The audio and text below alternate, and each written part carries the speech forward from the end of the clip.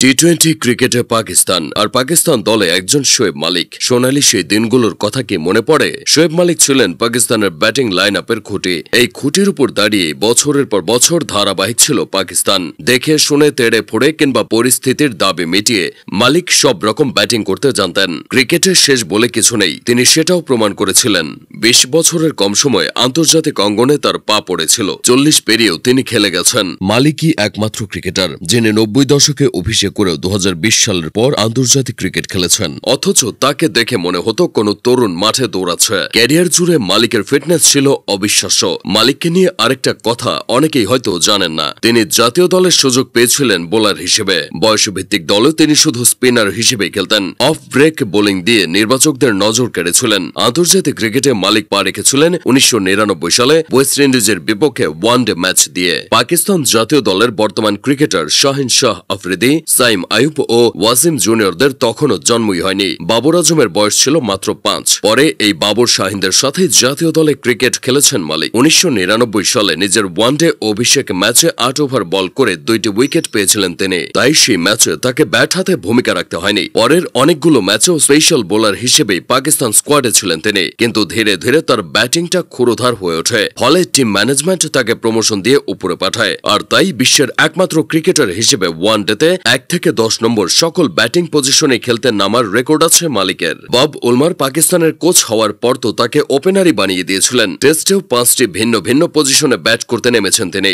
সময়ের সাথে সাথে মালিকে বনে যান সম্পূর্ণ ব্যাটসম্যান। শেষ বেলায় বোলিংটা করেছেন টুকটাক। তবে মালিকের ক্যারিয়ার শুধু সাফল্যে মোড়ানো ছিল না, এখানে ছিল উত্থান পতন, বিশেষ করে টেস্ট ক্রিকেটে। 2001 সালে 19 বছর বয়সে টেস্ট অভিষেক হয়েছিল তার। ওই অভিষেক টেস্টের পরই তিনি বাদ পড়েছিলেন ইনজুরি আর টিম কম্বিনেশনের কারণে। পরে আবার দলে ফিরেছিলেন 2002 সালের মার্চে। এরপর ক্যারিয়ারে কখনোই টানা 1 বছর টেস্ট দলে জায়গা ধরে রাখতে পারেননি মালিক। এ ফরম্যাটে বল বা ব্যাট হাতে তেমন ধারাবাহিকতাও দেখাতে পারেননি। কখনো 1 বছর, কখনো 2 বছর দলের বাইরে খেলেছেন। সাদা পোশাকে তিনি 10 বার দল থেকে বাদ পড়েছিলেন এবং ফিরে এসেছিলেন। শেষবার ফিরেছিলেন 2015 সালে। ইংল্যান্ডের বিপক্ষে ওই কামব্যাকে আবুধাবিতে ডাবল সেঞ্চুরিও করেছিলেন। মজার ব্যাপার হলো ওই বছর 3টি টেস্ট খেলার পর আবার নিজেই অবসর নিয়ে ফেলেন টেস্ট থেকে। ওয়ানডেতে অবশ্য চিত্রটা ভিন্ন ছিল। কার্যকর অলরাউন্ডার হিসেবে দলের জায়গা পাকায় ছিল মালিকের। এর মধ্যে জাতীয় দলে তিনি অধিনায়কত্ব করেছেন। দীর্ঘদিন পাকিস্তানকে নেতৃত্ব দেওয়ার অভিজ্ঞতা তার। সব মিলে তার নেতৃত্বে পাকিস্তান 64টি আন্তর্জাতিক ম্যাচ খেলেছে।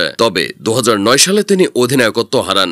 2010 সালের মার্চে দলের ভেতরে গোলমাল করে 1 বছরের জন্য সব ধরনের ক্রিকেট থেকে পাকিস্তান ক্রিকেট বোর্ডের নিষেধাজ্ঞাও পান। অবশ্য নিষেধাজ্ঞা মালিকের জন্য নতুন কিছু ছিল না। এর আগে দলে গোলমাল, ঘরোয়া ক্রিকেটে ম্যাচ পাতানো থেকে শুরু করে বোলিং অ্যাকশন, নানা কারণে তিনি নিষিদ্ধ হয়েছিলেন। তবে 2010-এর সেই নিষেধাজ্ঞার ফলে অনেকে তার ক্যারিয়ারের শেষটা দেখে ফেলেছিল। তখন ভারতীয় টেনিস তারকা সানিয়া মির্জার সঙ্গে তার বিয়ে নিয়েও কম জল খোলা হয়নি। এত কিছুর পরও মালিক ফিরেছিলেন 2021 টি-20 বিশ্বকাপের সময়। তার বয়স 40 পেরিয়েছিল। সে বয়সে স্কোয়াডে ডাক পেয়ে পুরো বিশ্বকাপটা রাঙিয়ে রেখেছিলেন। তবে সেমিতে হেরে সেবার বিদায় নিতে হয়েছিল পাকিস্তানকে। তাতে কি মালিক জাতীয় দলের হয়ে টি-20 বিশ্বকাপ জিতেছিলেন তারও 1 যুগ আগে, অর্থাৎ 2009 সালে। এর আগে 2007 টি-20 বিশ্বকাপের ফাইনালেও তিনি ছিলেন পাকিস্তান দলের অন্যতম সদস্য।